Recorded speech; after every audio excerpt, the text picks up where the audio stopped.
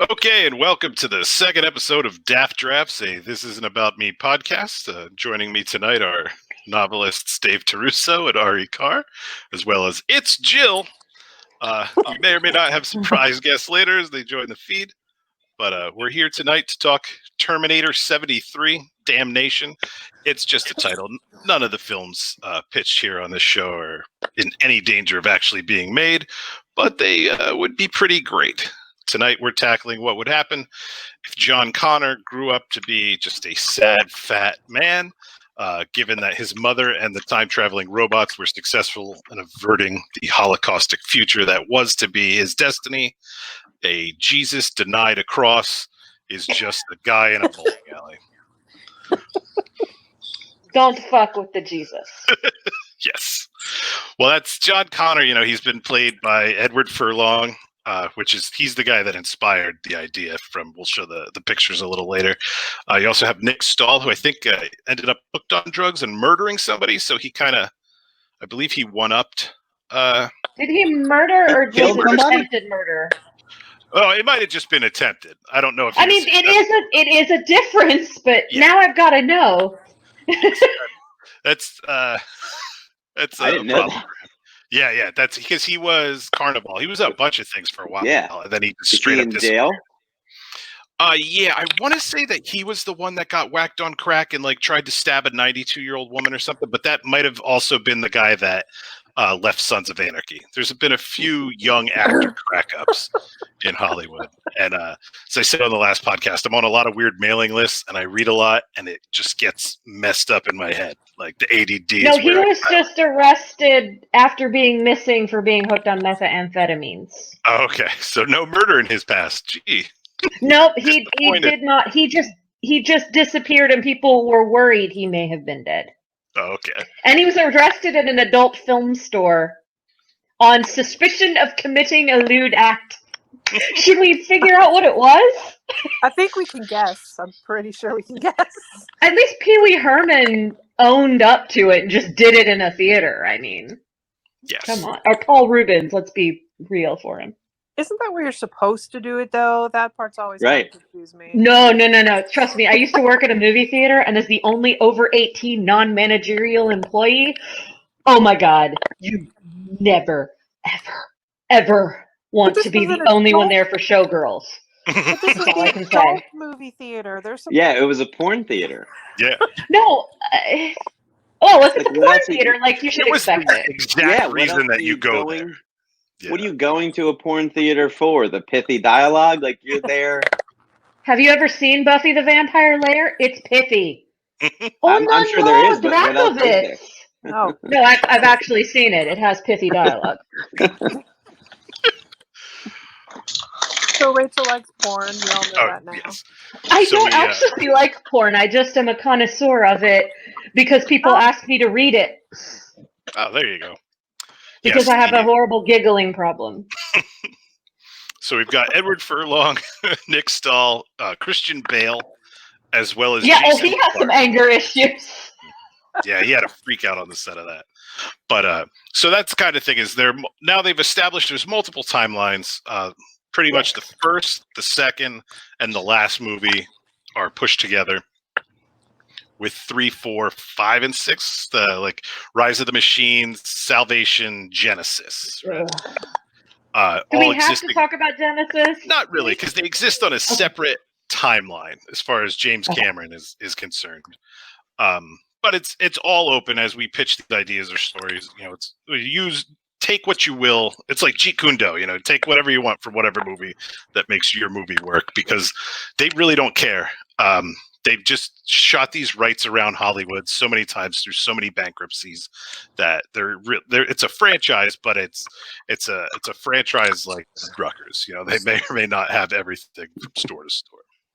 So it's the art of pitching without pitching. We're just saying, you know, how would you do it? So to me, one thing, let's start off with Dave and I were arguing about this the other day, is the paradox that creates the movie.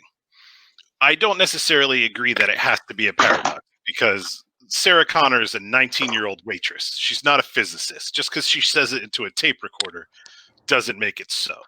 when she says, I don't know if I should tell you about your father, because if you don't send him back, then you won't be born. Well, clearly, he was born. He had a different father before Kyle Reese went back. Did he? I believe No, he that's did. what I disagree with. Well, I disagree. I disagree It's as well. totally Kyle. He 3-1. can't. What? No, he cannot be. That's the thing. So here's Yes, what. he Here's can. what I. He Here's what I. can, because in that reality, it happened. It's the grandfather paradox. Yes, you can be your own grandfather because it has already happened. It has created this timeline. So if you follow true chaos theory, every single choice makes a divergent branch.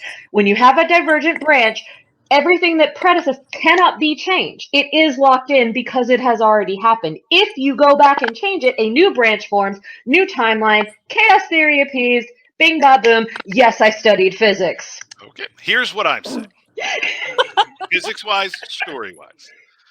Jon Connor, the first Jon Connor that we start off with, the Jon Connor that's the leader of the Resistance before any time travel, is the son of Sarah Connor and the guy on the phone that didn't go out with her that day. No. Yes. No, it would be a The different only person. reason he's the resistance hero is because Kyle Reese went back. The loop creates itself. I don't There buy is that. no chicken, there is no I don't edge. buy that for a second. Here's what happened. She was ovulating. They went on their date. He was Jon Connor's father. Now Skynet threatens He them. would have canceled it regardless. No, he sends them back. Nope. Listen to me. Listen to me. He sends him back. So glad nobody agrees because I don't. Okay, well, he sends him back. The Terminator kills this other Sarah Connor, which creates the butterfly effect, blocking the original father from the date. He calls to cancel, and Reese steps in, still becomes the father. She was going to end up in Mexico regardless, whether she was looking for drugs or an abortion or just a vacation. That picture from the future proved nothing to me because the future wants to write itself. All we did was change donors.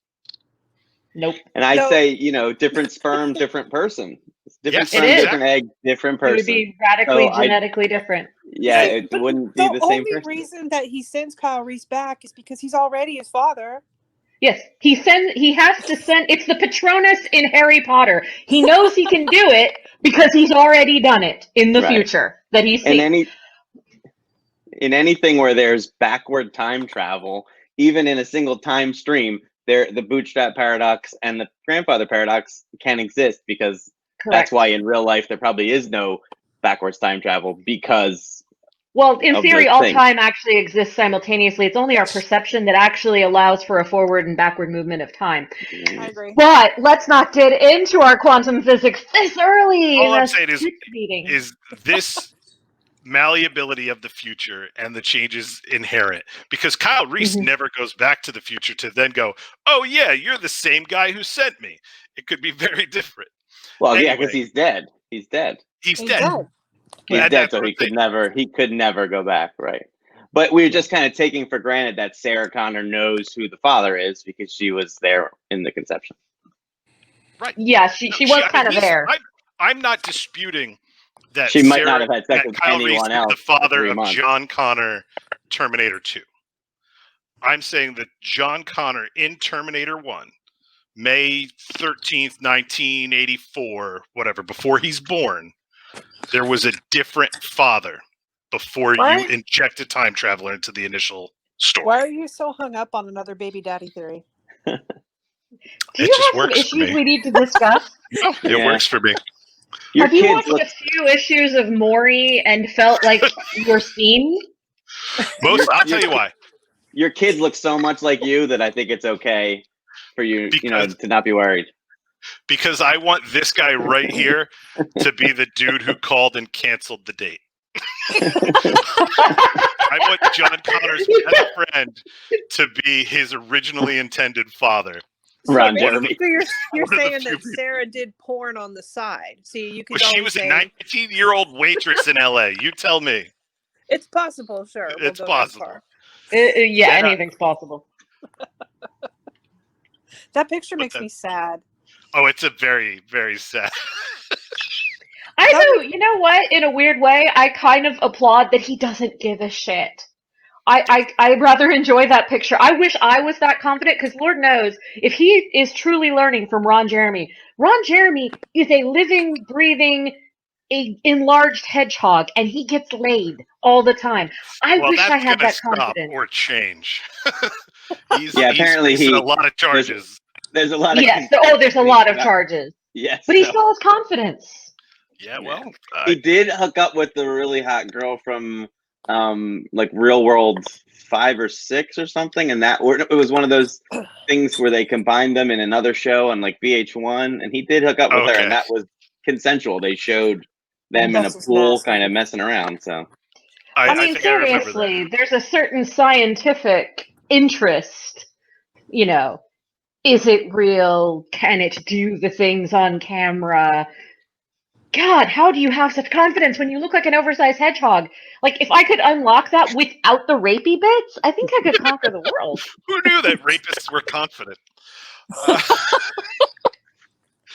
The first question, now that we've had our little argument over time travel and physics, what kind of... I will keep arguing. You lost. I know. That's why I backed off. I've been married over 2 years. I think I'm just gonna 3-1. It's 3-1. We should just go. Oh, yeah. I'll just keep adding squares to this screen until you get somebody who agrees with you. You won't. Oh, actually, I can, because I could share my own screen. I mean, we can go all the way to infinity. Where, like, I have studied time travel in movies as well as actual time travel physics. Not that they really exist, or do they? So the grandfather paradox is real. Sure, I'll do a little more research.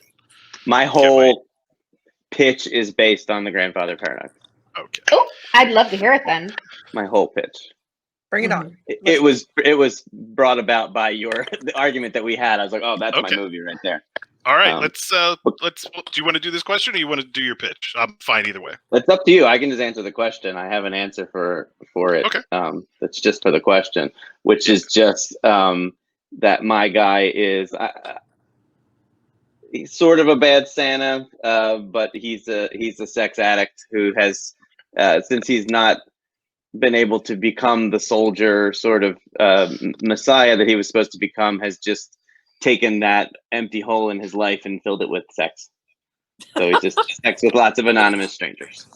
So it's like Shame, like that Basically, movie. I haven't seen it, but yeah, but that, and I mean, he looks the Michael like Fassbender penis gif. That's all you need to know about that movie. He looks like that Edward Furlong that you just showed. He's very disheveled, and kind of just kind of no effort put into his look, but he is. He's still got the charisma of a messiah, and he gets lots of. It's strangely hot in that photo. See, there you go. No. To me, it is say what? like I can hear Busey doing the Daniel Stern dialogue in this guy's one video. As I said, who am I to judge? I mean, he's kind of got that "I give no shit" face. I'm kind of digging it. These pictures alone make me want to watch this film for 90 minutes. I mean, it's like, what is it? It's the Walmart brand version of Jason Momoa right there. It's what you get from Wish. Yes, the Wish version of Jason Momoa. You said away from Momoa. Right, I literally just finished watching Terminator 2. I swear to God, I was gearing up for it. Yeah. Good. So I want to hear the pitch. Let's hear this pitch. My pitch? Yes. All right. Anyone else got one?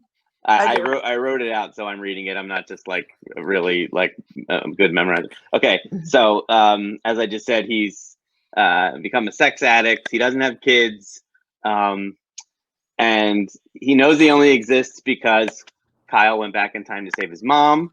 And after he has a time travel conversation with a prostitute who tells him about the bootstrap and grandfather paradox, he believes that if he doesn't close the loop, the paradox will tear apart the fabric of space and time and destroy not just Earth, but the universe.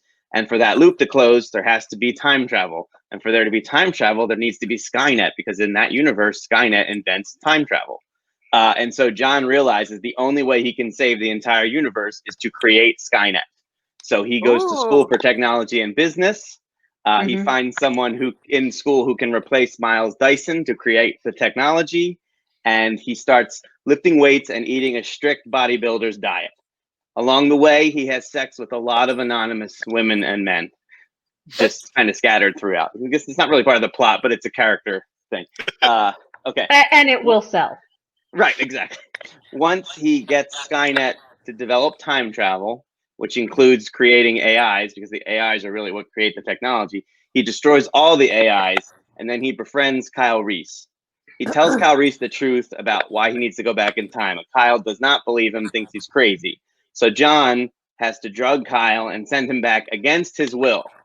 Now, knowing that the only reason Kyle and his mom had sex was because they were in close proximity while being chased by the Terminator, they kept having to hide, and then eventually they hid somewhere where they fell asleep and they had sex. He realizes that there's no way that he's going to be born if there's no Terminator, which is why he's been working out and eating a strict bodybuilder's diet for the last 10 years. He is about to go back in time, dressed up as the Terminator, and chase them down and kind of convince Kyle, who's probably out of sorts from traveling through time, that there really is a Terminator chasing them.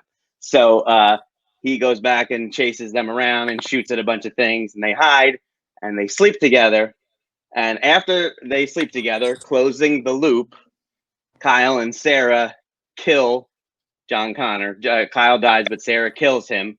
And so Jon Connor dies a martyr, having saved the entire universe from being destroyed by the bootstrap paradox that Chris doesn't think is real.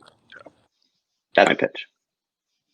That, I appreciate your effort. That is why I hate Fury Road and nobody else does. Because if I disagree with your central thesis, I will leave that movie theater on my anniversary apologizing to my wife that I chose the picture. Fury Road is amazing. What don't you agree with about Fury Road? Yeah, what don't you do? What part? I had heard so many amazing things about it. Like it was sold to me like, because it was even up for Best Picture, whatever. But to me, there's little to no story.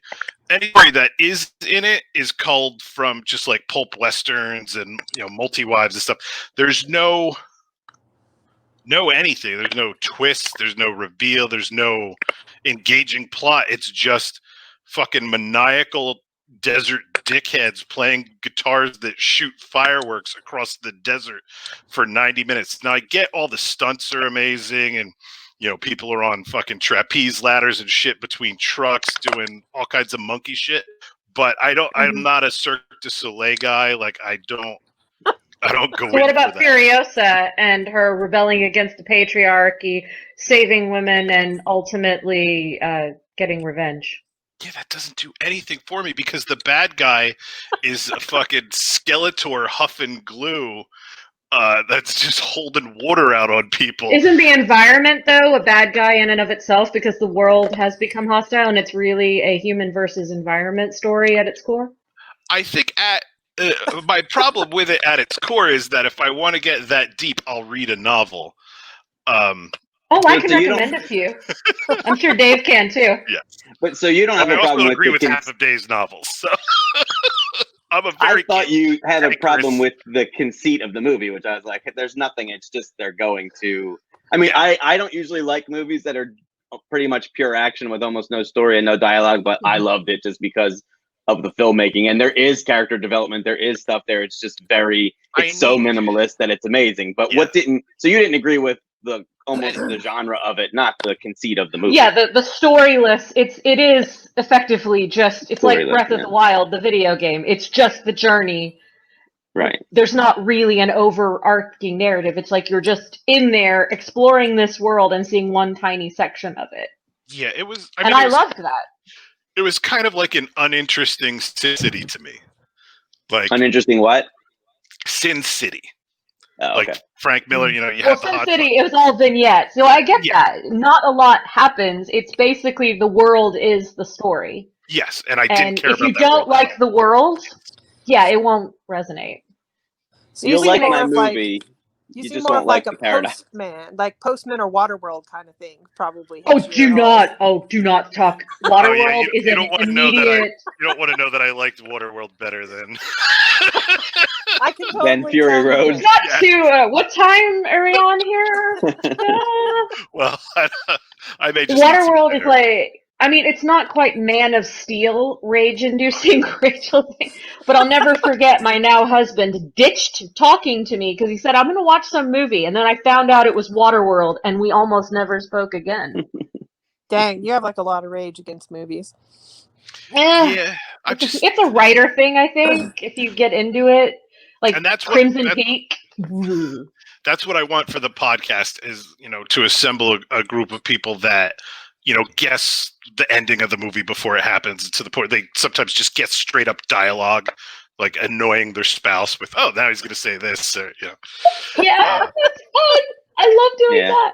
I do this to my girlfriend all day.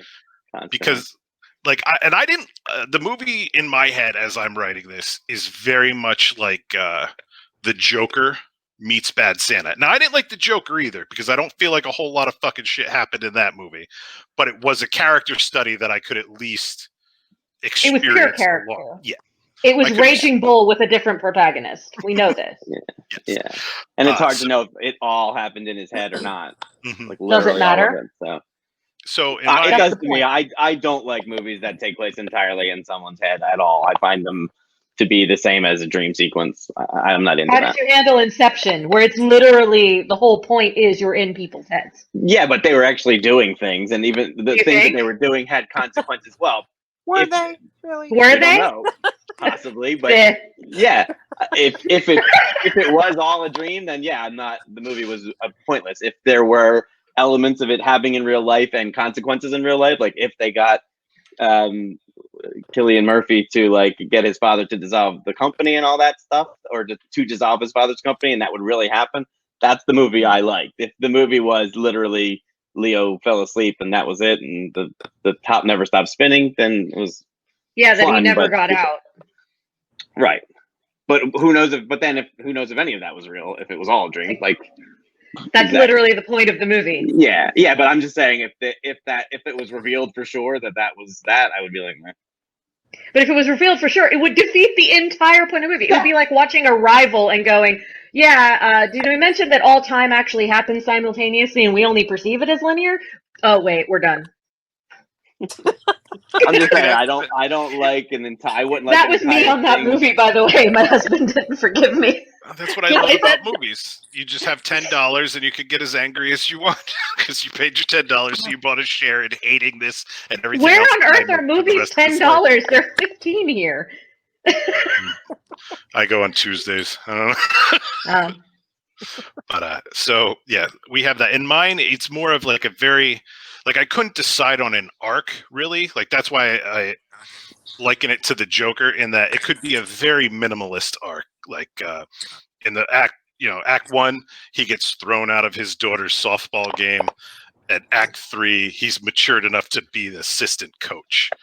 Like, not a lot goes on in his life, and I just imagine this dynamic of him being, insanely good at things that are completely irrelevant, like video games at Chuck E. Cheese, like the shooters, like just being a madman for being raised by Sarah Connor, but having so much damage and almost being like Danny Torrance from The Shining in the later sequels, where all the drama is so far in the past that it almost feels like it happened to a different person, or it might not have happened at all.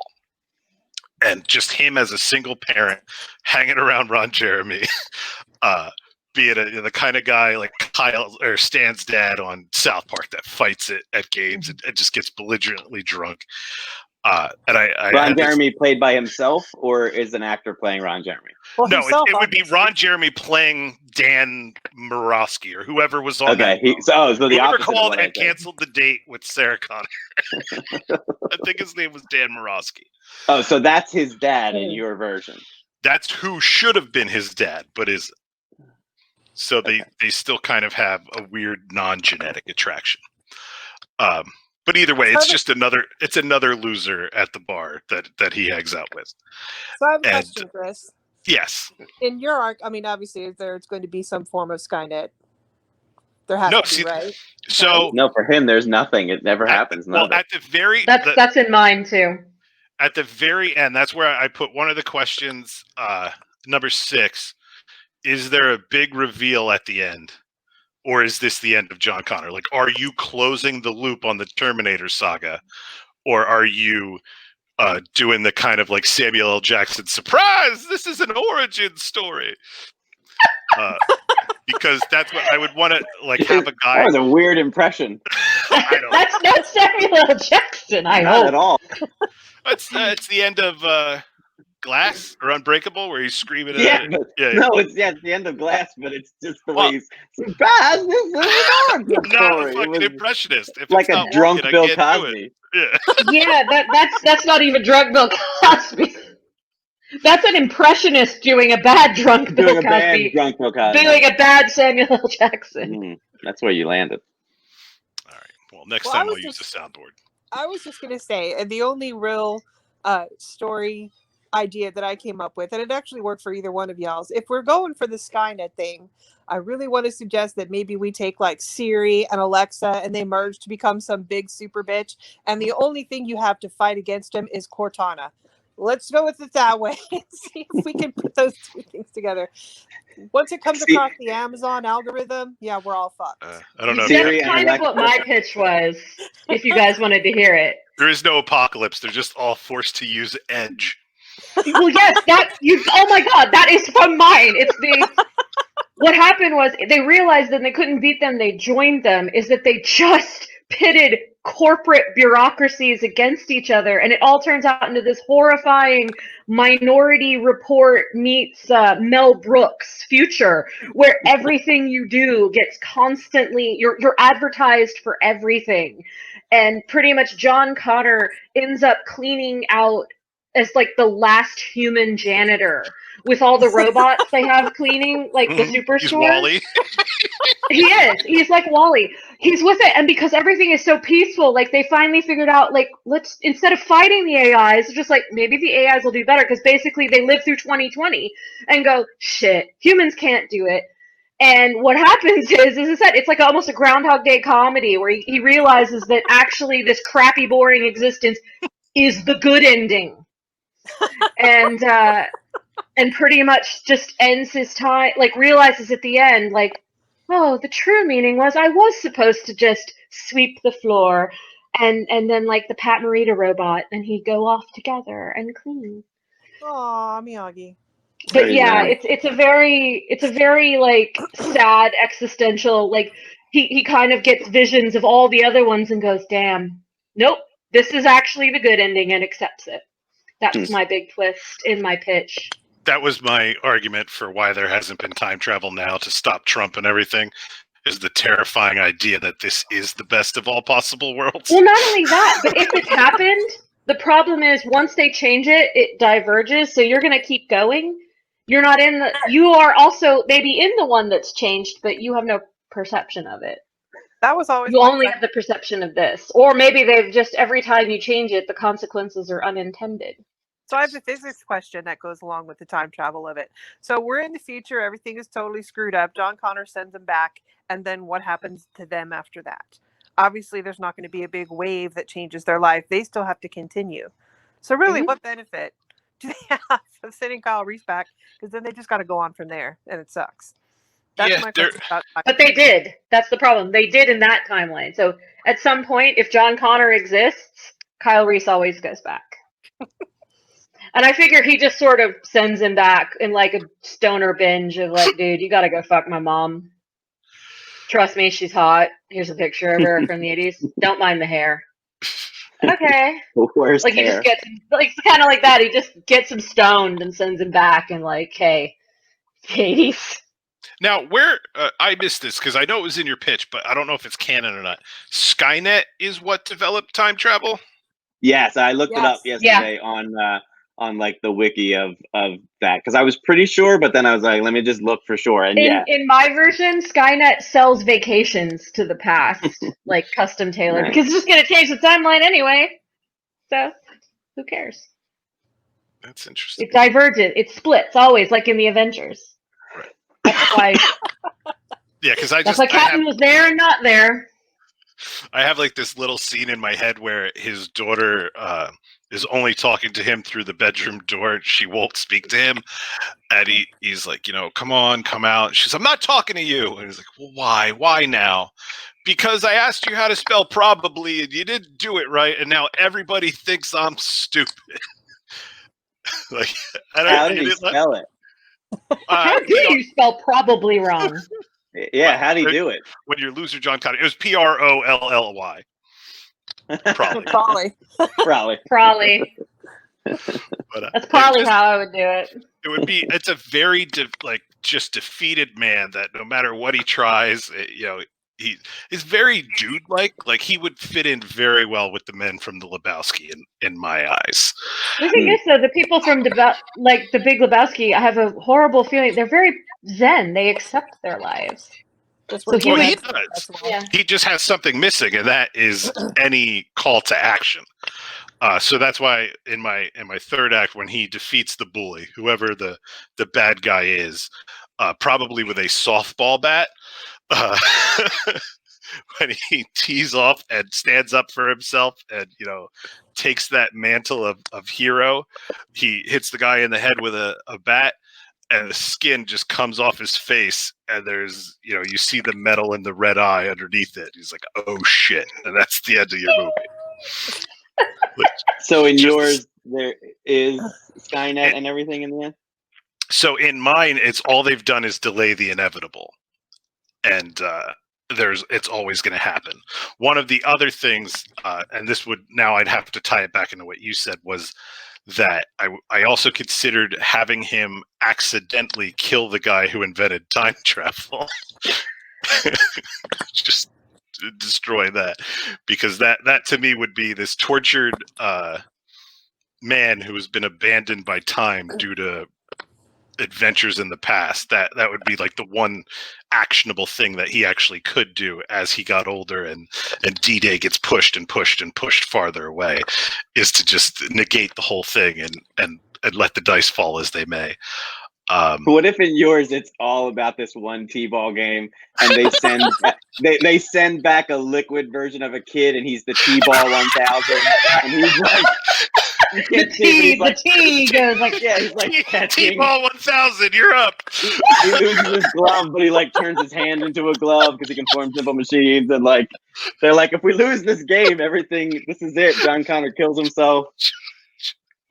That really combines Bad News Bears, which is kind of where you want to go with this. Yeah. Bad News because everyone knows that Field of Dreams and Terminator just, go together. hide. Yeah. Oh, that would be great. If you build it, they will come from the past. If you don't build it, he will die. Well, how did they get time travel in the first place? Jon Connor and his friend invented it to win his daughter's softball game. He had no idea it would lead to D-Day. Skynet. No, it was Sky.net, because .net was cheaper on GoDaddy. Oh, you stole my joke! That's great. Because in mine, it's not that Skynet exists, but it's just like everything in the real world. It's infinitely more boring, because everyone knows that the current apocalypse, we're not wearing leather, we're wearing yoga pants. Right. I'm literally. So everything's always underwhelming in the real world. Jill said she's literally wearing yoga pants. I'm wearing yoga pants. So basically, I feel left out. It goes back in time to save the T-ball game and to teach Jon how to spell probably correctly. Is that what put that? They have the two dumbest missions. Yeah, see, that's something I can work with. And then, of course, yes, in the third act, he has to spell probably correctly. Oh, no. Can I get the country of origin? B's? Can you use it in a sentence? It probably could. Okay, dude, no. Dave, I'm just sitting here confused. I'm wondering if in your version, if you're going to add how really confused Kyle is, that the Terminator that shows up is Jon. Is he just going to be like, why is Jon chasing me? Yes, I know for sure. I said that he's so out of sorts from just having like literally getting drugged and waking up in 1984, that like everything that goes on is crazy. And he remembers that John said a Terminator's coming. He's like, maybe the Terminator looks just like John. I don't know, but this guy's shooting at me. And See, yeah, in my idea too, he's got like some metal elements that he added to himself just to convince Kyle of that. Just like, or it could be like in Genesis, and he just turns into like a nanite fueled Terminator thing, because that made sense. What I would do, I didn't watch. I've never even seen Genesis or Salvation. I just spoiled the entire fucking movie for you. No. I've seen things about it. Yeah, I think the people that made it spoiled it for him. Aw, but it's still But a love story, I would have. Can we diverge real quick and discuss the main problems with Genesis? Of like, one, the thing that made Terminator in the 80s so great was that it was this like janky, terrified, I looked like I'd actually been in an apocalypse.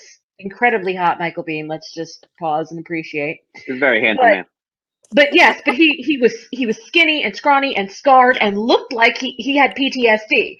Versus the, oh my God, I'll be back, Terminator. The thing is, having just watched that, he's nowhere near his stride as a robotic killing machine. It's very not robotic. Like, he's not a great actor at that point. He's kind of going through the motions in a lot of those scenes. And there's one. I think it kind of worked because it looks like it's a janky early model Terminator. Okay. He's not great at like, I think they picked an actor who didn't speak English very well and didn't have a lot of skills because it made him off. I always thought they worked with it rather than against it. And then when you look at Genesis, everybody's so CrossFit, bro. I'm like, is that Jai Courtney in that one? Yeah, Jai Courtney, the big meathead guy. He is the mark of a shitty movie. No, there's other marks. That has Jai Courtney in it. Die Hard 5. Yeah, shit. Yeah. He was in one of those Divergent movies. Shit. Suicide Squad. Shit. Yeah. I can't. He's in the new one. He's in the James Gunn one, so I think he'll break his streak. I think he'll be in the movie. James Gunn's Guardians? Suicide Squad. No, Suicide Squad. Have you seen that? Have you seen like the trailer? It looks amazing. They're doing like they had a trailer. Didn't they have like just a character reveal? Yeah. But it's like a 2-minute thing you can watch on IMDb. But he's doing it like an 80s like A-Team aesthetic. It just looks amazing. I just think if I were an actor and I looked on the call sheet and I saw Jai Courtney, I'd say, "Fuck it, this movie's gonna suck." Yeah, I'm not doing it. There are worse actors. Like, there are bigger kisses of death. It's not even that he's a bad actor. It's that I don't like him, but I mean, he's just kind of there. But like, he is just in a lot of movies that suck. He's kind of animated sausage, He's like all buff and not a choice cut. Yeah. I'd rather have Jason Momoa if I'm going to have something purely for beefcake. At least he has some charm and yeah. He's charismatic and funny. I prefer my Momoa on screen though. The real life Momoa is like a steampunky mess. Yes. He's dressed like a weird giant Dracula on TV. I want this guy that looks like he has a rock and is going to kill me, not like a fucking top hat and goggles. Like he's going to come for me on his time machine that's made out of a Victorian bicycle. And you act like that's a negative. I'm a goth, right? that's just bonus sauce. Well, there you go. But we were talking about Terminator, I was just like, the difference between Genesis, other than we'll call it the Jai Courtney effect, was that everyone was like big and Arnold can act now, so it's like, But Genesis is also the one where Jon Connor is Jason Clarke, right? In like his 40s, 45. Yeah, and he's like mechanically enhanced himself and become the enemy, and it's just. What I would love for Dave's movie is if Kyle just was angry about being sent back through time. It was like, well, I'll fix him. I'll fuck his mother. Yep. And Jon Connor's actually just trying to stop. That's actually a brilliant thing. It's like, if you're doing a comedy, have him piss him off so much. It's like, get him playing Call of Duty, and he's like, I'm going to fuck your mom. And then have him go, get him so mad that he actually does it and be like, John, like, yes! At the end, that's the big reveal. Well, if they do that, you got to have Kyle Reese, like, go back without John knowing You know, he just like steals the Oh, time no, machine and no. goes You back think- to fuck his mom. But you think that's what it is, but you realize it was all a Machiavellian setup. That's the rub. I think that's a great twist. That's actually a great comedy plot. It's the Terminator. It's like, oh, I'm gonna go back to fuck your mom. They're like, oh, thank God the timeline's restored. The end. So we're doing it kind of like a comedy then. It's Terminator the comedy. Like I only write Ragnarok. comedy.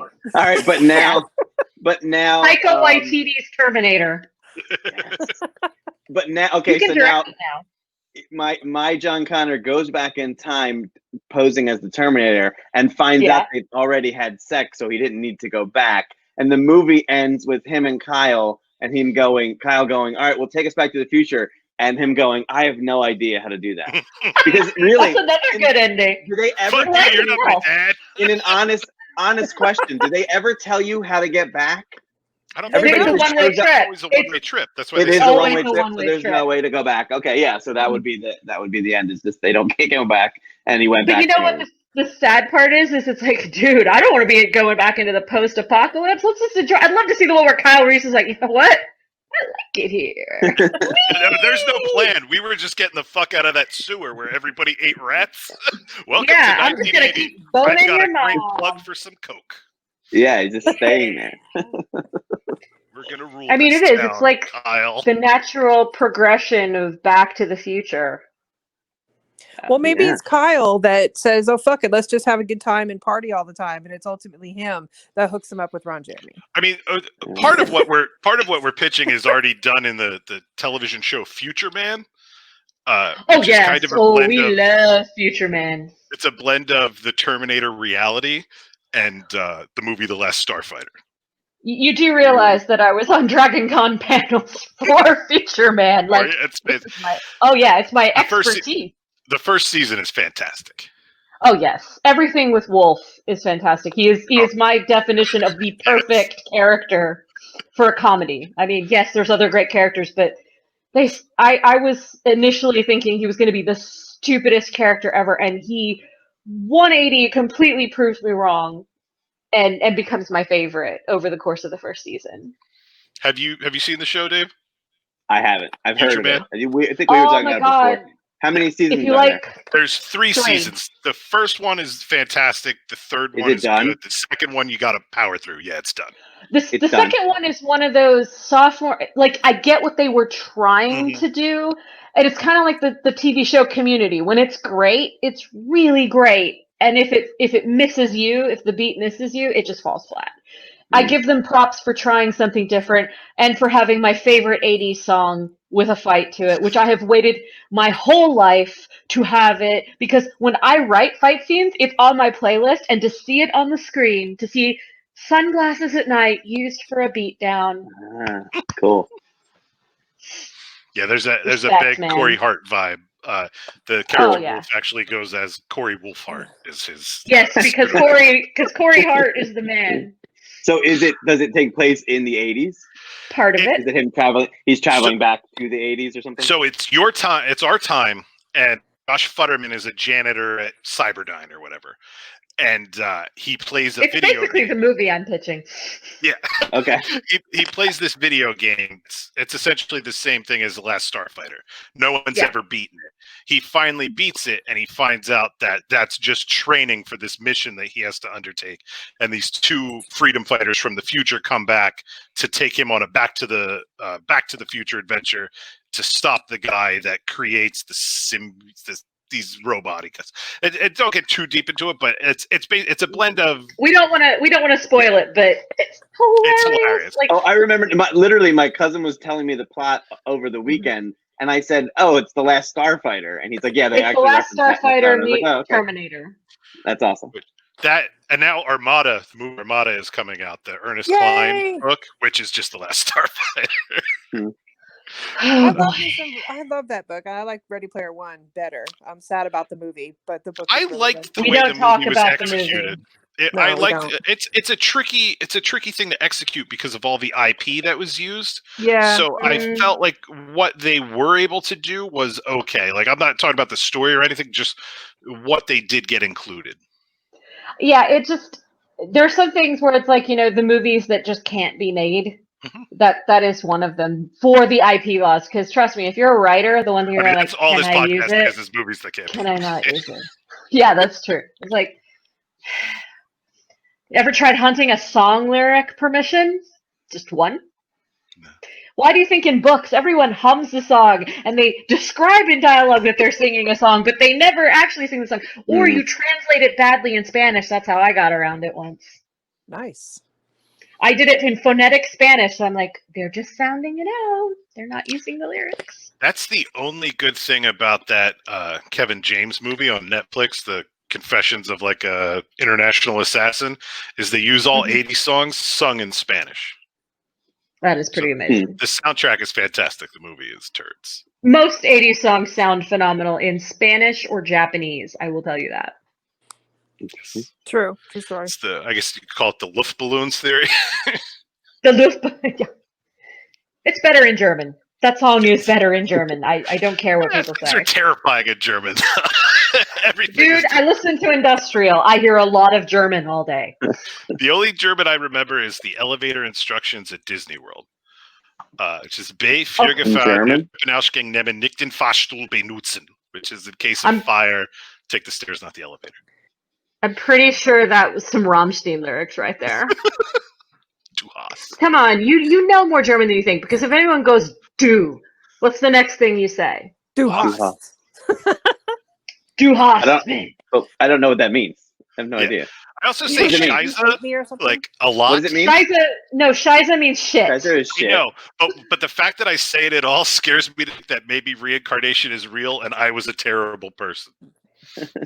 I'm sorry. Because I don't have any other need to have German. So, Chris, Dude, did the we first finish Spanish your... that I ever learned was because I went to Disneyland so much, and they would do the recording. You stand in line for hours, and that recording would go on. Remain seated, please. Cámbiale centavos, por favor. And that was the first time. See, and that's the kind of mundaneness that I would want for my picture.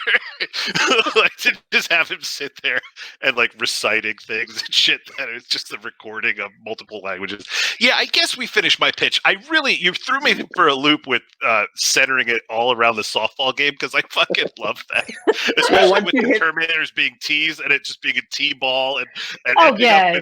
Like maybe the T-ball 1000 is funny. If he just fields this team of his daughter and fucking Terminators, and they just sweep the championship, like snagging fly balls with his metal hand. Well, it was all just a riff off of you saying you hit him in the head and he was a Terminator. So then that's where my mind went immediately. Because what was your reasoning for why he hit him in the head and that was other than it just being a twist? What was your reasoning for it? He got hit with the ball. No, it was a great reveal. Yeah, it was just your plot. It was just the reveal for the reveal. Same way that the Joker finally puts on the fucking grease paint, but you still don't even know if it was him or if it was one of the lackeys. I probably would have gotten somewhere with it as far as why they were Terminators. It's also, again, these are more of like questions that I would ask a writer's room to get a consensus as you put it out. Because to me, the guy that he hits could easily be Ron Jeremy. And then that throws who turns out to be a Terminator? Because Ron Jeremy as a Terminator is something I would pay to see. I probably would too. You know what I want? I want a Forrest Whitaker Terminator where the red eye is like lower than the other one. We're sorry, Forrest Whitaker. You were great as Saul Guerrero, even if you were wasted. You're amazing. I love Forrest Whitaker and everything. Yes. His scene and depending on the budget of a movie, his eye is level or not. That's the sad part. That was one of the best parts to me of Black Panther was that they cast an actor to play a younger version of him who also had the same eye thing going on. Or had very good makeup. Yeah. I love his now looking at. Let's just have a moment of silence for Black Panther.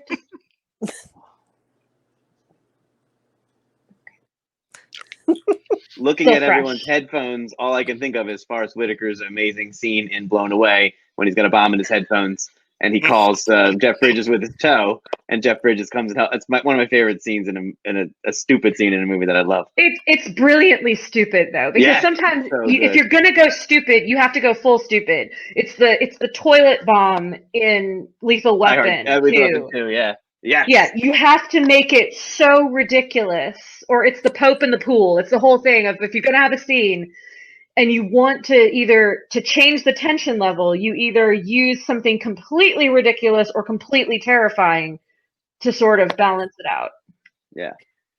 I will say that the Lethal Weapon bomb scene is one of the best because you're both utterly terrified and trying not to laugh because everyone's been there where it's like, you're doom scrolling and your legs are numb. You're like, how am I going to get off the toilet? See, now that might be a future episode that I would have to do, Lethal Weapon 5. Because I remember initially I had a pitch for it. And I bought a book to write it out just because I wanted to get it out of my head. And I still have it. The first line is written on the first page, and it says, Riggs and Murtaugh are too old for this shit.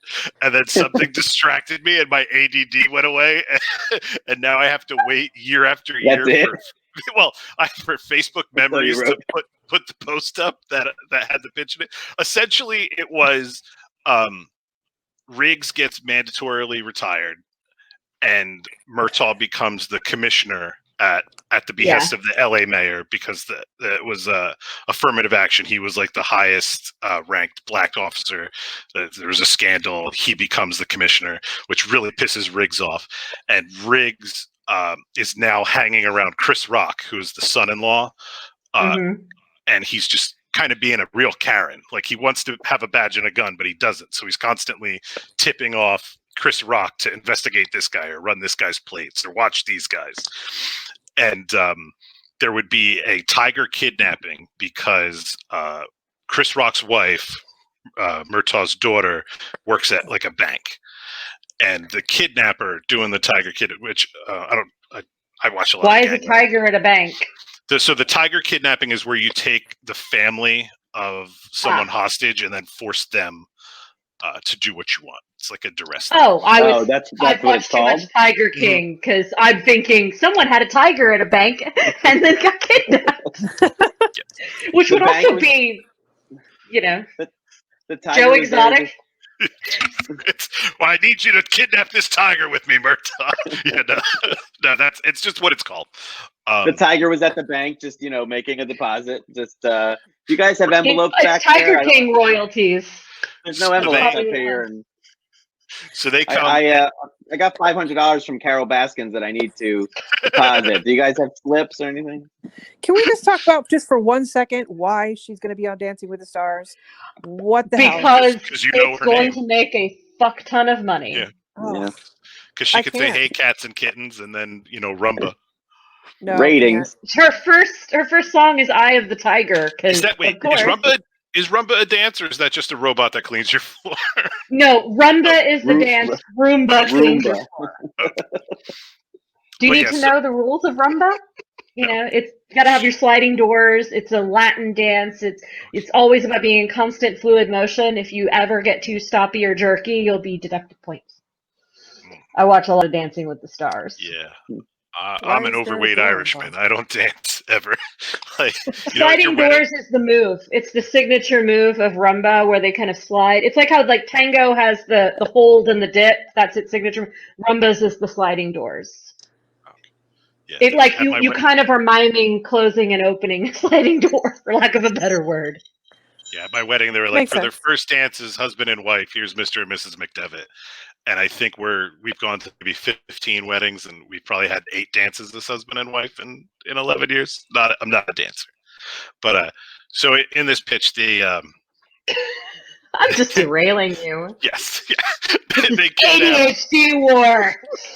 They kidnap Murtaugh's family. So it's Murtaugh, his wife, his daughter, Chris Rock, pretty much everybody, but Riggs. So now Riggs is in kind of a diehard situation where he's trying to get Joe Pesci to back him up, and they're going to stop this kidnapping and rescue the family and everything. And the kidnapper is Liam Neeson. He has a very special set of skills. Yes. So you go through the whole movie, and we do whatever the fuck we want. It doesn't matter. And at the very end, Murtaugh pops the guy's seatbelt, slams on the brakes, sends Liam Neeson through the windshield, where he lays dying in a crumpled heap. And Murtaugh and Riggs go over to, try to render aid and arrest him. And Liam Neeson just says something like, "No, I understand. I would have done the same for my daughter."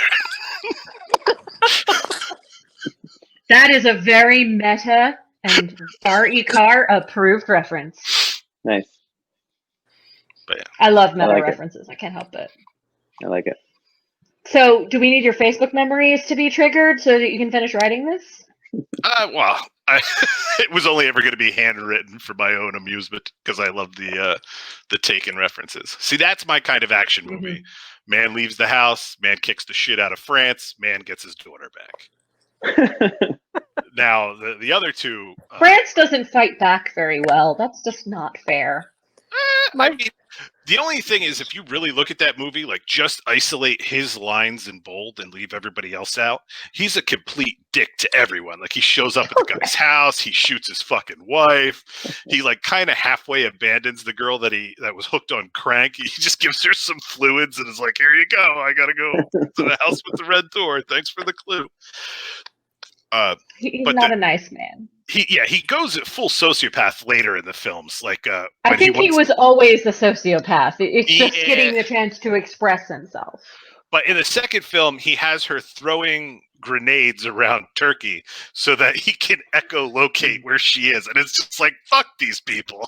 Yeah, so they took you to some other country, so throw grenades around, and then I'll know how far away you are. Like, it gets legit. That was genius. Hollywood logic. Hey Rachel, you got to tell me that your favorite movie reference was from Deadpool. That was mine, where he's like, "I had a nightmare. I kidnapped Liam Neeson's daughter, and he wasn't having it." That's my favorite. Favorite Deadpool though is the after credits, the where he Bueller? Goes back. No, not the Ferris Bueller. The one from Deadpool 2, where he goes back and shoots himself, and shoots Ryan Reynolds in the head for the Green Lantern script. Amazing. That to me is my favorite meta reference. Love me some Deadpool. I just like the meme where he says, "I trained Batman, I was Zeus, I was a Jedi, and you still think it's a good idea to steal my daughter?" Man. But yeah, I love Liam Neeson. But every time I think of him, I think of the first place I saw him, which was in the movie Krull. And that's, to me, in my mind, he's always the sort of lusty pirate number 5 who has a girl in every port and a terrible beard. So the first thing I saw him in was Leap of Faith with Steve Martin, where he played the sheriff in Texas, and there was no real reason why he had an Irish accent, but he did have one because except that he's Irish. He just started acting, I guess. So yeah. The Texas sheriff was, like, it wasn't even named like Sheriff McGillicuddy or anything. He had the accent. But no, he's in Krull. I think that was one of his first movies. Well, one of the interesting things with Terminator, having just watched it last night, is Bill Paxton. Going back to what we're talking about. Yep. Yes, Bill Paxton. Bill Paxton's in that opening scene. He's one of the guys that gives up his clothes. Mm-hmm. Or I think he just gets stabbed, actually. I think he's friends with James Cameron. He was friends with James Cameron. Okay. And he was later then cast in Aliens as well. Yes, and then the other bad guy that's with him, I don't know him by name, but you would know him from like all the 80s movies. He was always like a karate guy or like a serial killer. He was in Buffy the Vampire Slayer, yes. As one of the bad guys. The vampire show, Kindred. He would Embrace. Kindred the Embrace. Fiore, yeah. Yes, I'm a goth. We know these things. I speak your language. He was also in the miniseries Taken. Oh, now I gotta look up his name. I know who he is. I just have to find him. I wonder if I actually search scary 80s guy who's been in everything if he comes up. Any bets? Do it. What movie were we talking about? The first Terminator. The guys where he wants their clothes and they pull knives on him. Oh, right. One is Bill Paxton. The other is this guy. Is it the guy who played Chucky? Is it that guy? That was, oh my God, that's a great tangent that you just reminded me of last night watching the scene where Kyle Reese is running through the department store away from the police in the beginning. I just kept thinking, what if he turns into a Chucky doll? Because it was very much like the opening of Child's Play where the police are chasing him into the toy warehouse. I was like, this is a completely different film if fucking Chucky has to save Sarah Connor. Brian Thompson was Punk number 2. Punk number 2. It also has, the original Terminator also has Rick Grosovich, which I know him more from the movie Roxanne, because that was one of the movies I studied. Yeah. He's the guy who he's the guy who throws up every time he sees Daryl Hannah. Speaking of Daryl Hannah, Yes. I was just looking up because I couldn't remember the name of it. The first Liam Neeson movie I ever saw was 1988's High Splash. Spirits with Daryl Hannah and Steve Guttenberg and I Peter love O'Toole. that movie. Oh my God. It's like the only movie where you get like Peter O'Toole and Steve Guttenberg. For good reason, I Is think. Ghost in that? Yeah, they No, were but ghosts. I think Not Steven Guttenberg, but they had the castle that they basically sold as haunted, and then the real ghost showed up. right. And And yes, Liam Neeson's one of the ghosts. Yes, he was the one with the rage issues who just really didn't like his wife, and then when he meets Yeah. it, it's like, oh, Yeah. you know, it's a great movie. I don't remember it, but I know that was the first time I ever saw him. Hey, if we're gonna go down like the ridiculous road with the T-ball and all that, can we That's have all the I wanna do. Terminators? I know, right? Can we have the Terminators show up in like a phone booth, like an old school phone booth, just like barely off the screen, just so you have to look and really catch that fucking phone booth? See, now what that for me is that would be your after credits where Yeah. There you they've go. won, they're all in the game. He's like giving some Terminators some ice cream and shit, and a phone booth pops up, and there's electricity, and you just see him go, "Now who are these assholes?"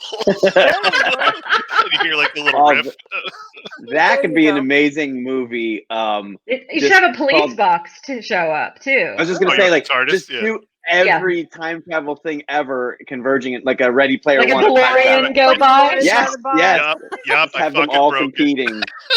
Yeah. Hey, don't forget the Just- jacuzzi. Hot tub. Oh, jacuzzi. God, I love Yeah, hot tub that would be time cool. That would be cool.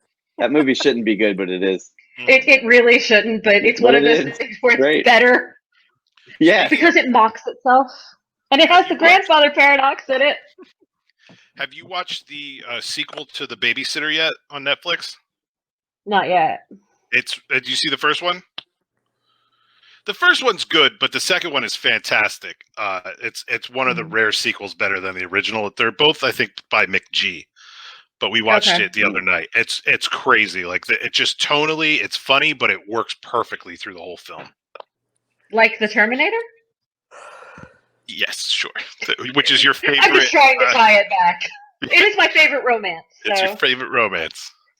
It is. I watch it every Valentine's Day with my husband British accent. Well, then how come you're so down on Genesis when? See, if I was Reese married Young to happily Genesis- ever after? like if I'm Oh, married Genesis. if I'm married to a British guy and I If like you time are, yes. travel, yeah, and I like time travel movies, then Yes. you've seen the one with Admiral Hux in it and Rachel McAdams, I think. You know what I'm talking? It's a movie makes me cry like a baby. It's not In Time. Oh. In Time is the one with Timberlake. It might be called Kate About and Time. Leopold? No, I haven't seen that one yet. It's the not crazy sister from the Wedding Crashers as an American Isla- in London. Isla Fisher. Is Yeah, Letitia? she's the crazy one. It's the other one. It's the one from Red Oh. Eye. That's Rachel It's McAdams, right? Yeah. That's Rachel McAdams. So it's her and Dom Hall Gleason. Yeah, I the guy like that Dom played Hall Admiral Gleason. Hux. Okay, have you seen the movie though? I haven't seen It's- that one yet. You have to see it. It's I've seen him in Black Mirror. That's amazing. yes. If you haven't seen Okay. his Black It's- Mirror, that he's one will good at make you Black- cry. This is fantastic. He plays an individual who the men in his family can time travel, and Bill Nighy is his dad. hmm And so he meets Rachel McAdams, and he's able to use time travel to woo her, like to get everything right, because she's the one for him. So if he fucks up, he goes back and does it all. But this hits some crazy emotional points. I don't want to spoil them. Yeah, I don't It's stop. I will watch fantastic. it. You have sold me on it. I will try it out. I will watch it anytime that it's on. I I believe mean, it's I called like About movies like Time. Looper. So I'll just look up Domhnall Gleeson on IMDb. He doesn't have that long a list, so I'm sure I can find it. I don't remember my problems with Looper, other than I think there were several plot holes that drove me nuts. Well, a Or lot of things that time travel I was movies, willfully ignorant and angry Well, about. yeah, Rachel, because you know a lot about time travel. Like, what do you think of the time travel in that movie? I find it like impenetrable, It's but I pretty don't know. damn tight. But it also depends on if you believe in the bootstrap and grandfather, like if they can possibly exist, if time can be closed in a loop. It's that theory. Because some people believe like there's Back to the Future and Terminator kind of time travel, and then there's the Marvel Universe time travel, which is God, to say the word more realistic is a little bit of a stretch, but kind of the way that what's her face? The monk lady explains it is probably closer to how time actually works and how time travel would affect things. Basically, everything that's happened has already happened. If you go back and it branches, because it would create a divergent path. Well, Looper's the only movie that addresses that question I had earlier about, they're in the future, they send back Kyle, and then what happens to him? You don't know. But if it's Looper, you chop off your finger. Oh shit, my finger's gone. Yeah. That's the only one.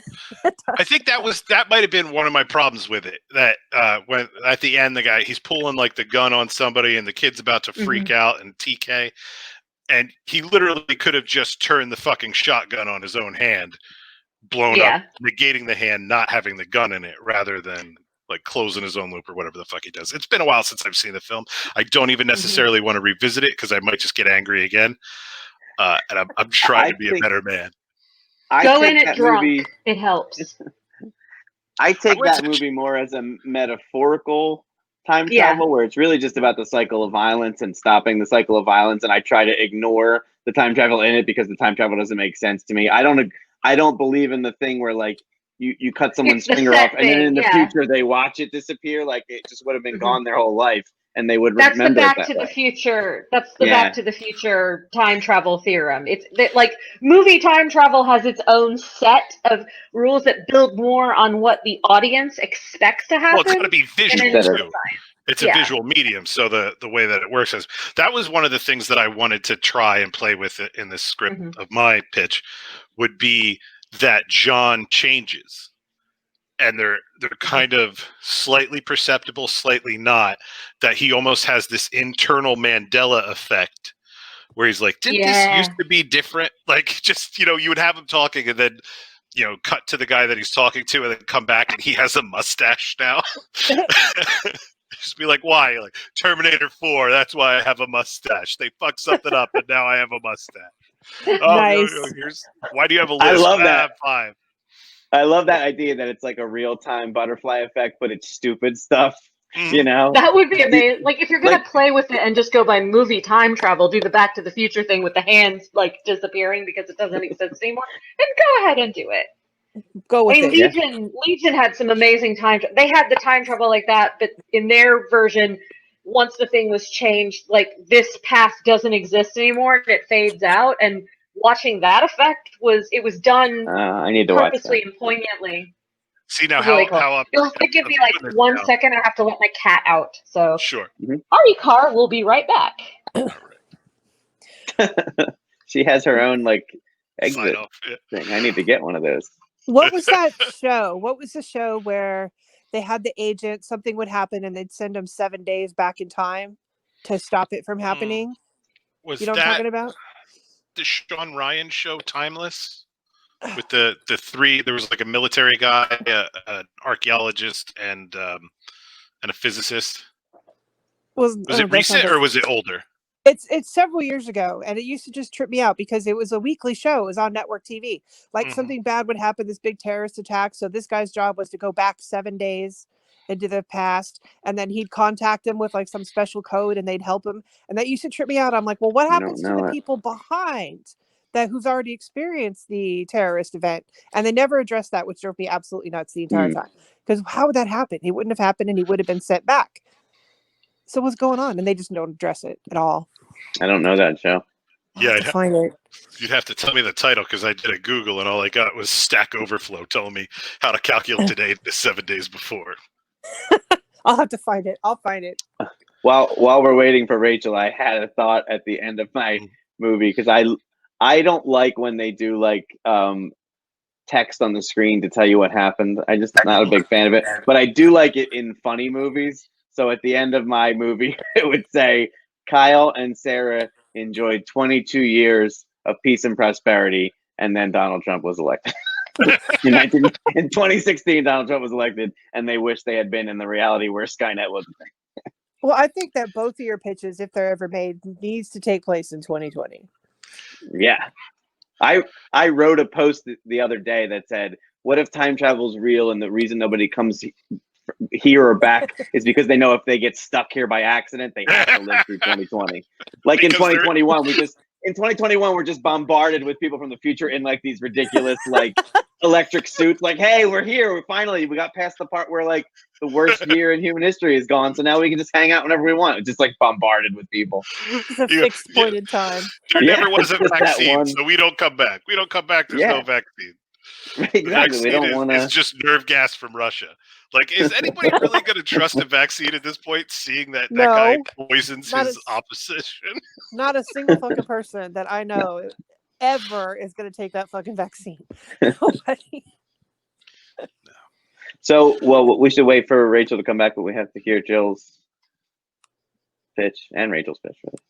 No, that was my pitch. The only pitch I had was if you have to bring up some element of Skynet. It just needs to be Siri and Alexa just merge to try and kill us all. They merged to form Syria. And there's all this like weird, like, wait, Syria the country or Syria and like, I don't know. We're bombing Syria, not the country. We're not bombing Syria the country. We're bombing Syria the AI. Syria, you guys are good. We are your allies. We're cool. But the other Syria, we're bombing. You have to use the general from the Pixel movie, where he's like, well, let's bomb Armada or whatever. What I'm thinking of with Skynet in my thing is it's just like an email address where he's sending shit to himself in the future. Like, oh, and you got to do this, and you got to do that, or else you get a mustache. And like have him lose the hand and be like, yo, go back to April 6th, 1996. I need this fucking hand. It's hard to type. Like that was my good hand. That's Bill and Ted again. Remember a trash can. Remember a trash can. Listen, you have to order the California roll, but only eat 4 of the pieces. If you don't, I'm going to lose my arm.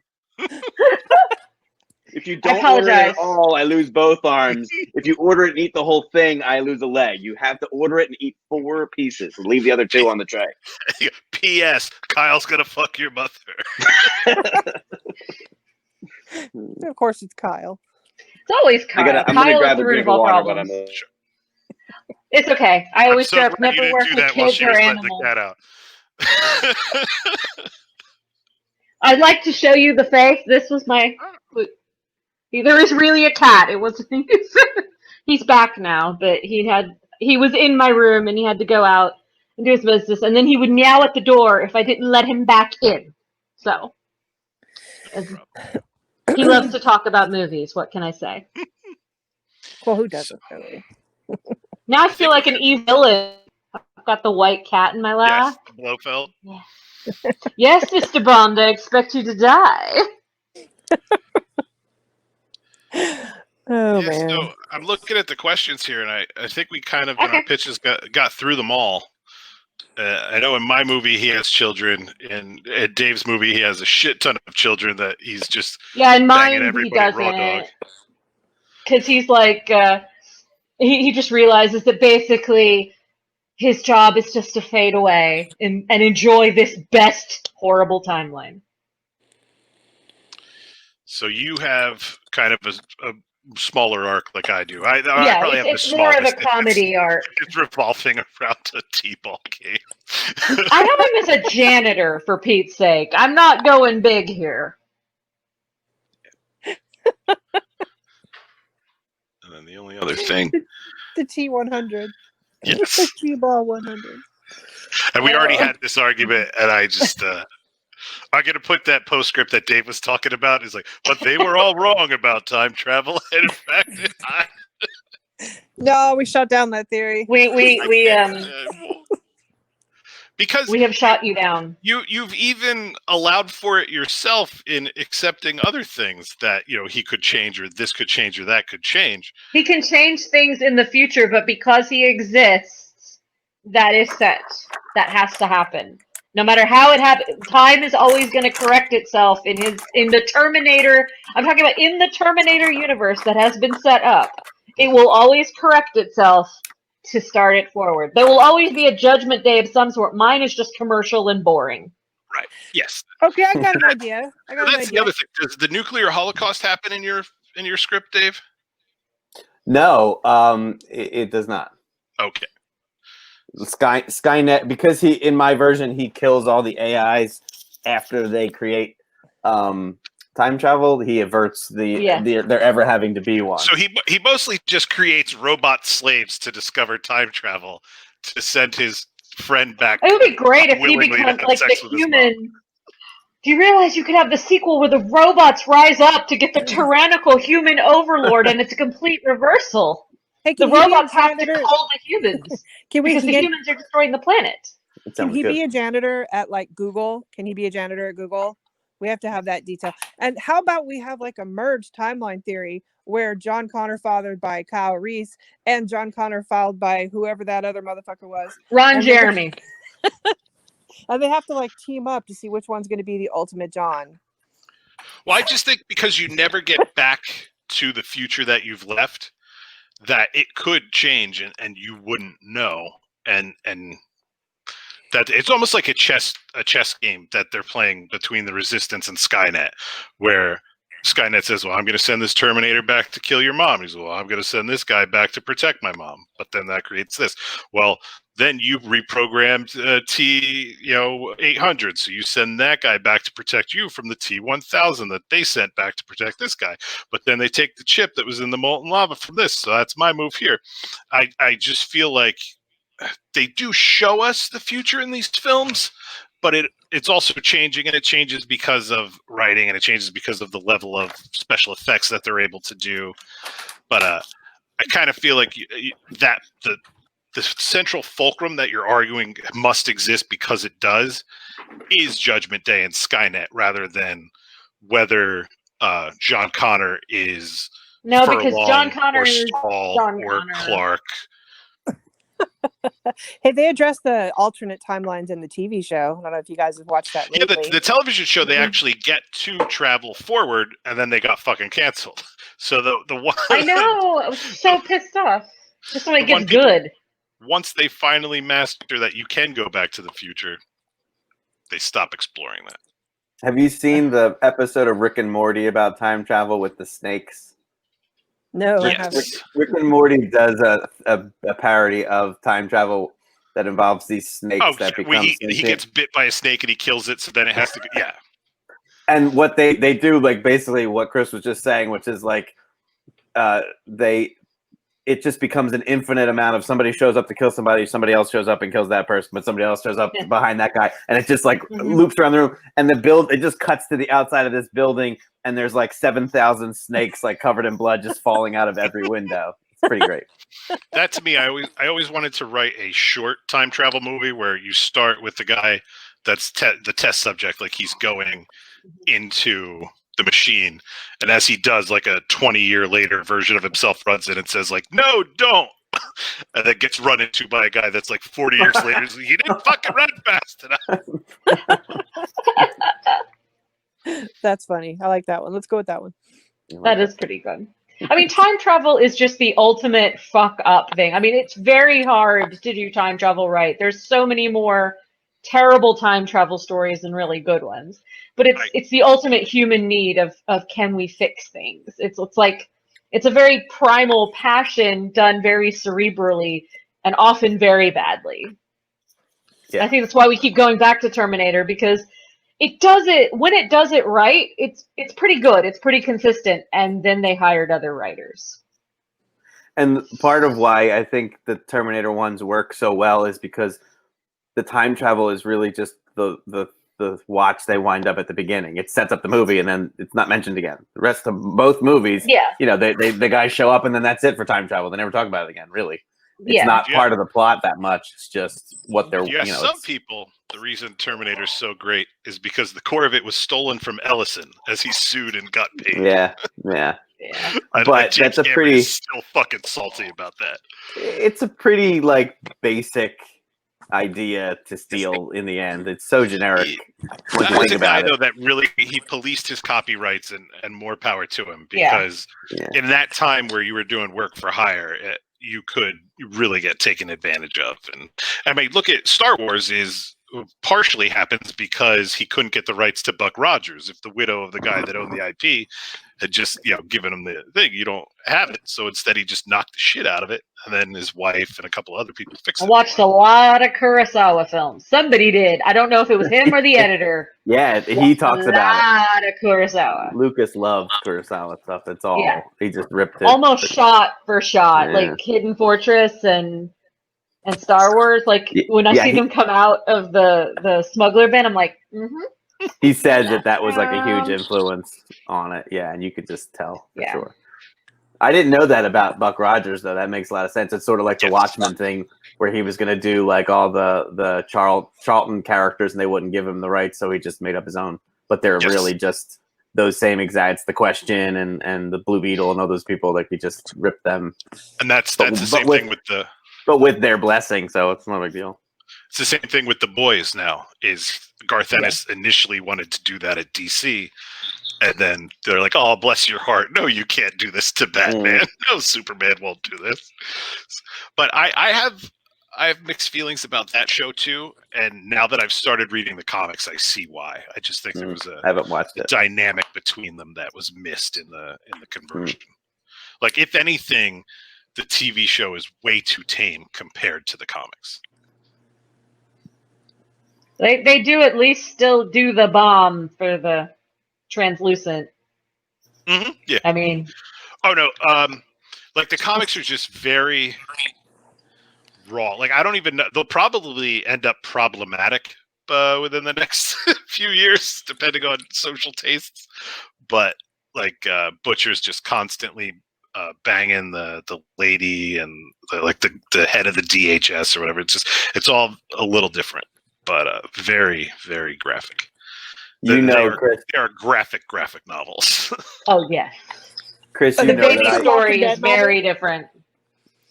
Are they worse than the Walking Dead novel? The comics, because those are gnarly. Yeah, no, they're way more. It's a different gnarly. It's it's superhero levels. As I said, the storyline with the baby is not the same. It's far worse in the comics. Yeah, I'm scared. Let's just leave it at that. Dave, you started to say. You know that I used to do sketch comedy, right? I think every year I take down one more sketch in terms of what's too problematic now. I'm like, this has got to. I emailed the guy that I did sketches I just took down this skit. He's like, yeah, good idea. Because every year we're like, no, that thing is no longer. Everybody laughed at the time. We thought it was funny, and now I'm not sure anymore that it's going to be well received. Let's get rid of it. Yeah, never get the full retard. Yeah, exactly. They've now tried to cancel Dan Harmon twice for the same thing. The thing with the baby, he did a series of shorts where he was a psychiatrist that really wanted to have sex with this guy's baby. I never saw that. You won't see it because they took Channel it off the 101 internet. Thing? Yeah, it was a Channel 101 thing. 101. It was a pilot, I think, with the Justin Roiland and all this other stuff. But they took it down. They did an investigation. They vetted the shit out of them before they bought the additional 70 episodes of Ricky and Morty. And really? Was that recent? Yeah, it was 2017. It was the whole thing was part of why it took so long between seasons. Oh, I didn't know that. Was the legal matter on the reorder because of this video. And so your second generation social justice warrior comes across a DVD of this at somebody's yard sale or whatever and re-uploads the fucking thing to the internet just a couple of months ago. And now it's all the people that missed it the first time, all the people that missed the whole sexual harassment thing he had with the writer from Community. Yeah, I remember and that. And now they're like, oh, you believe this shit with Dan Harmon? It's like, yeah, because I've listened to 200 hours of the guy's podcast where he, owns up to all this shit. And I love the guy, but the joke of it being that he's mildly autistic and face blind is that he prays that nothing ever happens to his wife because he knows that they'll convict him based off the 911 call. Like, just way too calm for having a murdered spouse. Yeah, mildly autistic, alcoholic, depressive. Why would any of his comedy be dark and twisted? Yes. I don't know what you're talking about. No comedians have any mental health issues. Right. None. Never. I Every almost time, said that like- with a straight face. Every time, like, I've had a girlfriend who, like, has never met comedians, and she comes to a party and she's like, oh my God, these are the most dark, depressed people I've ever met. Like, yeah, exactly. People always just think That's it's what going to makes be it a everybody. party. Yeah, we're all making each other laugh, but it's dark. It Well, comes from the hollowness inside. The worst of that is Nick DiPaolo. I don't know if you've had many interactions with him, but if you're one-on-one with him and you're not his friend, you can't turn him on. Like, he will just almost ignore you sitting there. But you get 3 people in that same room, and it's fucking everything that you've seen on television. Like, hilarious, so funny. But he needs that core of an audience. Just interpersonal communication does not exist.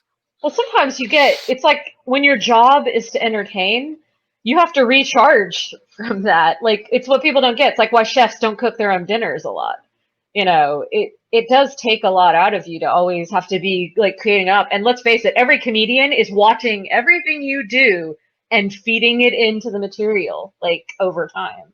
It's the only way you get by. You have to get your inspiration from somewhere.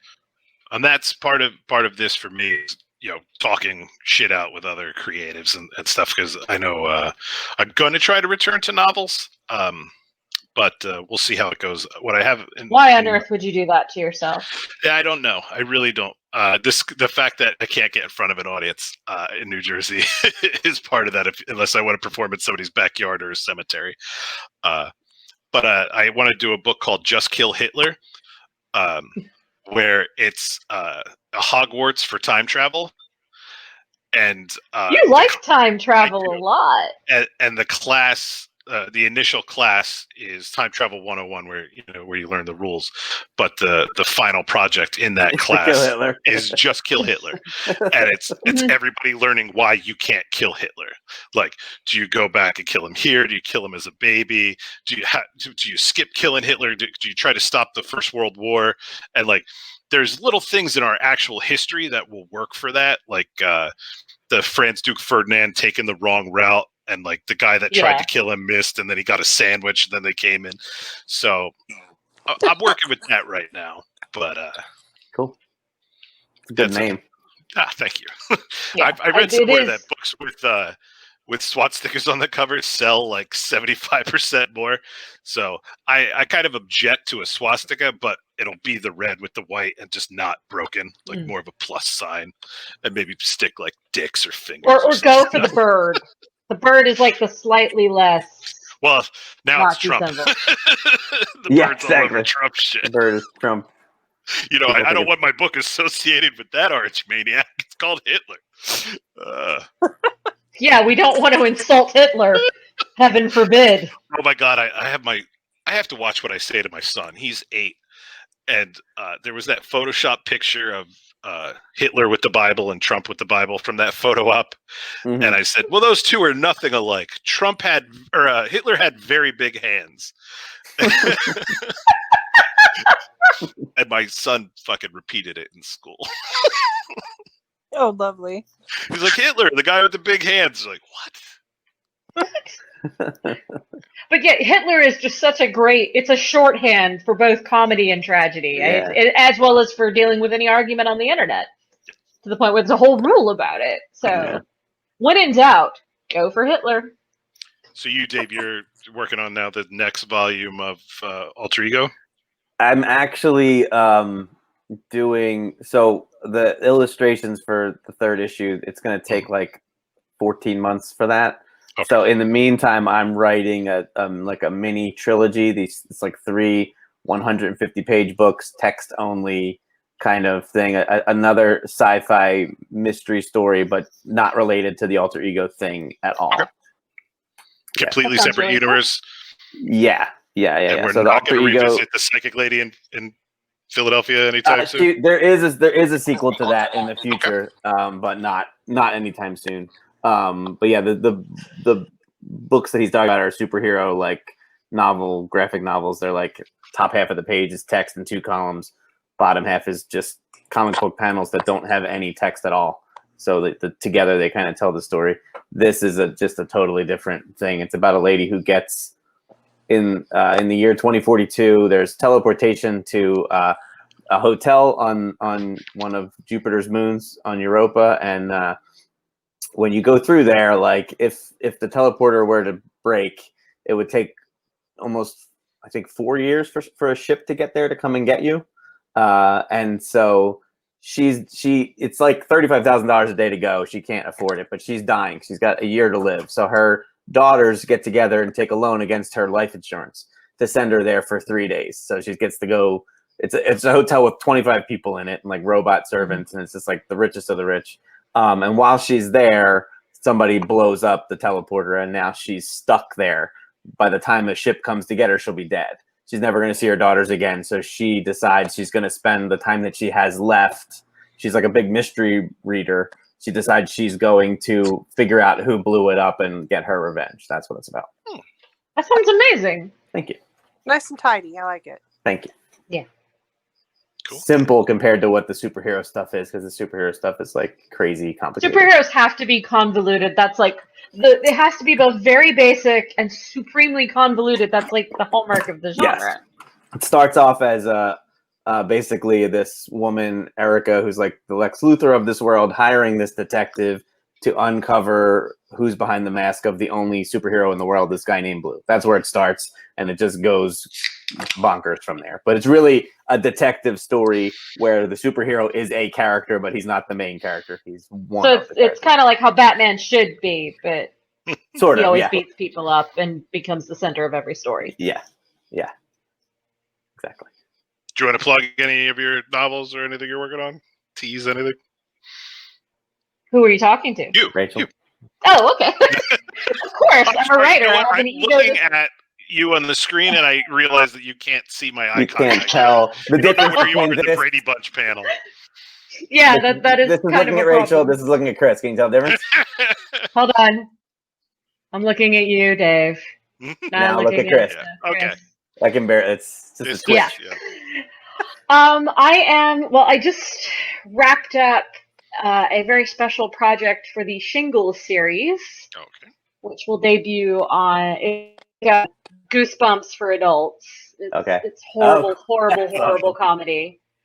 And that'll be the November 1st entry into that. Mine is GIRL, Guy in Real Life, which is every gamer's fantasy of how women are really treated online. And then I have a couple projects that I'm at work with Falstaff Books, but I can't talk about them yet because they're not finished. So most I can say that my next audiobook, which is False Icons Book 2, Wannabe Wizard, will be out on the 28th of September. So Nice. I'm very excited about that. That's if you like, pretty much if Buffy was told from an entirely humorous perspective, where the person who was supposed to, like, imagine if you were told there needs to be a chosen one, so rather than wait for it, let's just make one. And we'll choose a teenage girl because everyone knows that all prophecies are statistically most likely to get a white teenage girl. Wait, she's half white. It's fine. It's fine. And we'll just use the hair color of destiny. Pretty much. It's basically some enterprising magic users, and it's set in the Tome of Bill universe. So if you ever read any of Rick Walteri's stuff, this is the other series set in there because I was incredibly arrogant and pitched and said, "Hey, I'd like to write these books," and I get to. So. Very cool.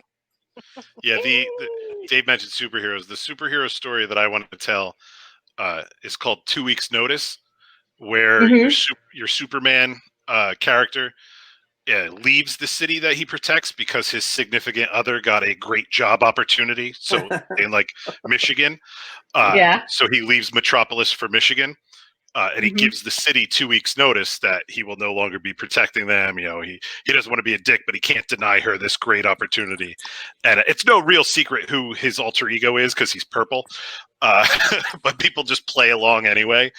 And so the city gets rampant with crime, just rampant. And, you know, and we do the kind of RoboCop 3 or RoboCop news things where you show, oh, well, I don't care. You know, we're doing this. And the news anchors are presenting it. And he's like, I'm not scared because my next door neighbor is an undercover police officer.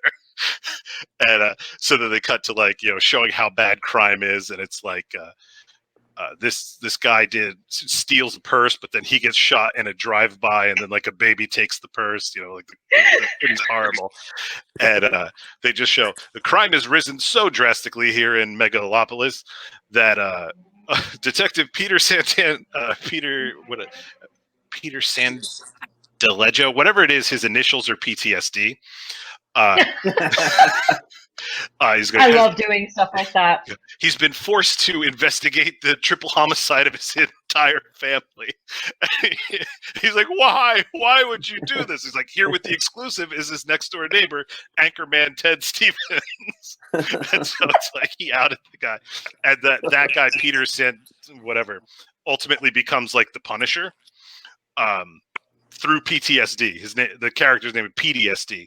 And he goes after Superman for leaving and destroying everything. And Superman guy finds out that the whole reason his girlfriend got a job was because like the Lex Luthor type has wooed her away with his own sub corporation to drive property values down in the city that had been protected, so he can buy it all up, and then he's just going to transfer her back once he's done this whole real estate scheme. So Superman becomes kind of like a Robin Hood to get back at the guy who fucked him over, but the Punisher character has been so destroyed by the whole thing that he's going after everyone. And I just have this vision in my head of him. Mr. Invis, which would be the Invisible Man, is like fogging up a window as he watches them, and PTSD turns to the Superman character and says, "You're bulletproof, right?" And he says, "Yeah, why?" And he just banks the shot off of the Superman into the Invisible guy. He's like, "I never miss. I mean, I miss birthdays and I miss Christmas." He's like, "But I never miss a shot." So we'll see where that goes. But it leans like the for some reason. The Superman movies lean so heavily on Lex Luthor and real estate. Like almost every movie was him like, I'm trying to get some real estate. And then, you know, Superman Returns did it too. And it's like, it's very 80s. Well, that's the thing though. You buy land. They're not making any more of it. So yeah. But you would think they wouldn't keep going back to that well. Like, you know. I mean, it's if it ain't dry, keep dipping. Honestly, with the Superman movies, I can't believe that they elected Trump. Like, nothing good has ever come from a man who has his last name on the side of a tower. You don't let that man become president. Right. It's very like clear. They never fucking read a comic book. Very clear. But I want to thank you all for coming. And you know, we could keep talking, but I just want to get that thanks out. And I enjoyed it. Although I still think you're all very, very wrong about his father. It's okay. Should we pat you on the head and say, there? I'm just going to get like a Confederate flag for behind. He's like, I'm not wrong. I never lost that war. You do realize that Pokemon Go lasted longer than the Confederacy. I'm not. I'm from New Jersey. I'm from Tennessee. It's a touchy subject. I'm just talking about people that won't admit they lost. Chris, on your lawn, do you have a statue of other Jon Connor on a horse that you refuse to take down? You won't take it down? There can't be another John Connor. We're not taking it down. Just by the fact that there are 4 or 5 different actors that have played Jon Connor, I think I'm right. Like, I'm not saying it has to be. How many actors have played James Bond? Well, James Bond, you get into that whole, is it a cover identity? Is it a name? I have so many questions about James Bond as far as, are they like children, orphans raised to be these super spies? Like, how does that work? Well, they are usually, orphans are a very popular spy recruitment group. especially in Less England. England loves to just really capitalize on orphans. I'll ask my Take him. husband about that. Who trained him in pickpocketry? Pickpocketry. He knows this whole reason that I have him around is for his accent. Because I call him that. The accent? Yeah, I just call him British accent. It's less. Well, you were convenient. white mother. He's British accent. There you go. I was white mother on a call sheet. I had other names. I was victim number 1 in a movie too. So hey. I was comic book shopper number 2. Vegetarian victim. Yeah. But comic book shopper number 1 wrote Hop and Minions and a bunch of the other things, so it wasn't that bad. Yeah. Well, this was That is fun. not my cat.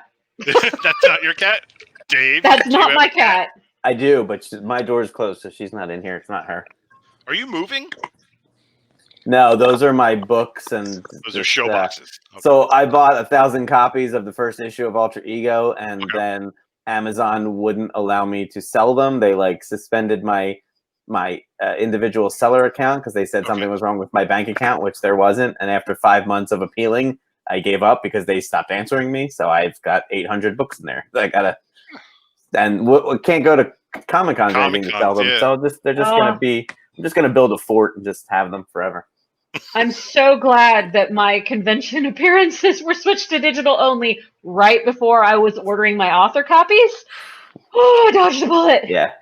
I dodged a bullet because I know so many people who are stuck with large inventories, and I really feel your pain. And I mean, it's the first in an 8-issue series, so even giving them away sometimes can be a good thing just to get people into the series. Yeah. But I wouldn't have. Loss leaders are your friend. I wouldn't have gotten 1,000 of them for sure. That's a lot. Yeah. I did like an Indiegogo and took the money from that and wasted it on this. But There you go. yeah. So it wasn't like out of pocket, but I could have used that money for the illustrations, which are crazy expensive. Yeah, illustrators are not cheap.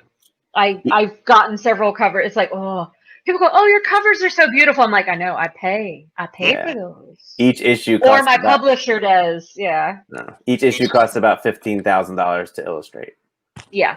And that you're probably getting a pretty decent bargain a rate. good price, for a really good that's artist. a good price. Yeah. It's crazy. Writers are, what do we say? Writers are the cheap part, really. We really are. Yeah. We laugh at those pictures of best-selling authors in their mansion. I'm like, well, I watched Knives Out and I went, oh, he owns the publishing house. That's why he has that. Yeah, that's why I'm doing the text-only series in the middle so that I have some other thing to try and make some money off of. Oh, and yeah. It's something I want to write, but that was part of the motivation. Oh, it's amazing how much you want to write things that pay for things like food. Like why I have 2 vampire series. Do you think I love? Oh wait, I'm a goth. Okay, never mind. So yes, maybe I do love vampires. I only ended up writing about vampires because I had an epic 3-day diatribe about the movies Twilight.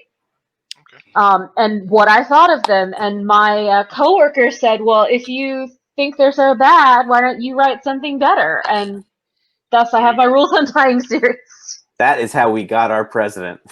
Out of spite, Obama made fun of him. Why is it Twilight? Obama made fun of him at the press dinner thing, and he's like, "Well, now I've got to run for president again," and here we are. But I think spite is a good reason to do artsy things because when I'm angry, I do better. I write better. Yeah, I mean, sometimes you just have when you have a creative block, you just have to have somebody dare you. And basically, I have a best-selling series and an Amazon imprint out of a dare. That's amazing. Yeah. Well, I'm gonna go, you guys. Thanks for having me. I just realized I haven't seen one of my cats all day, so now I gotta go find her. It was your cat. That's probably your cat that was meowing. It's Scooter. I gotta go find her. Oh, Scooter! You don't understand. Scooter is the cutest cat on the planet. I love Scooter. She was crippled. That's why I call her Scooter. But yeah. I see her. I see. There's an animal. Yeah, that's my dog. Yes, that's one of my pitties. She wants to go out. Hold on. That's the one with one eye. Never work with kids or animals. I'm gonna stop recording. It'll leave the room open. But thank you very much. And, thank you. Thank you. Good toodaloo. All right. I apologize for all the F-bombs. Oh, yeah, no, this is fine. There's Well, no I just way. have to. I realized I didn't check. Usually, I'm more professional and check if I can swear before I start swearing. Yeah, So I apologize. Swearing is fine. I'm I gonna love get how in we have so trouble. many ADHD people in one podcast trying to stay on task. I'm so sorry. It's all right. I usually use the on-screen prompts, but just by going straight into the pitches, we didn't need the questions. So this is an ever-evolving format, and Well, I hope I made you laugh. yeah, no, you definitely did. And the T-ball bringing Oh my god. so funny. It's good to have the questions in case things are derailing, though. You know, Mhm. it's a way to like get you back. We were pretty focused, but if we weren't, we could have. This was pretty Oh my god. I think so, considering what we Well, did. Yeah. That is true. I mean, I laugh because I'm on a podcast that's completely random, and it's like, woo, what's the tangent? I mean, we had one on juice, like that super expensive Silicon Valley juice machine, and another one on tentacle porn, which is why everyone thinks I'm obsessed with tentacle porn, even though I'm not. That would explain why I'm sitting here going, God damn it, it's Terminator.